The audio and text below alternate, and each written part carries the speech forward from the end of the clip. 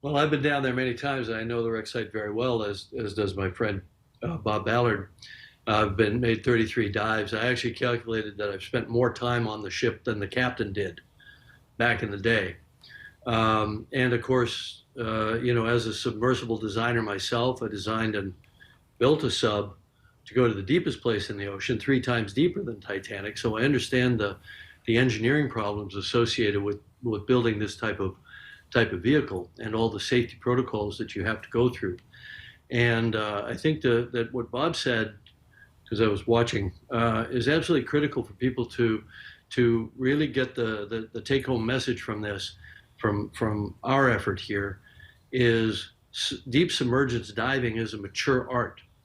From the early 60s, where there were a few accidents, nobody was killed in the deep submergence, until now, is more time than between Kitty Hawk and the flight of the first 747.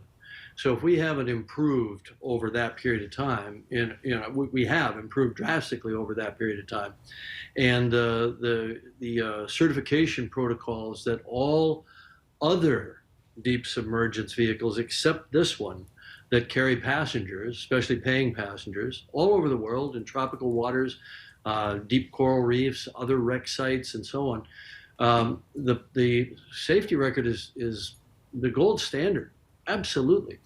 Not only no fatalities, but no major incidents requiring all of these assets to converge to a site. Of course, that's the nightmare that we've all lived with, since all of us entered this field of deep exploration. We live with it in the back of our minds. But because implosion, as Bob described it, such a violent event, is first and foremost in our minds. The pressure boundary, which is what they call the hull of the sub that the people go inside, is obviously first and foremost in our minds as engineers. And we spend so much time and energy on that.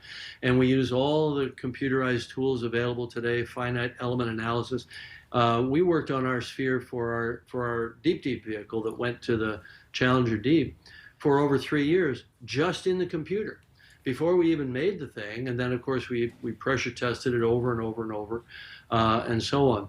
So, this is a mature art, and many people in the community were very concerned about this sub, and a number of the top players in the deep submergence engineering community even wrote letters to the company saying that what they were doing was too experimental to carry passengers and that needed to be certified, and so on. So I'm struck by the similarity of the Titanic disaster itself, where the captain was repeatedly warned about ice ahead of his ship, and yet he steamed at full speed into an ice field on a moonless night, and many people died as a result. And for a very similar tragedy where warnings went unheeded to take place at the same exact site, with all the diving that's going on all around the world, I think is just astonishing. It's really quite surreal. And of course, P.H. Nargeolet,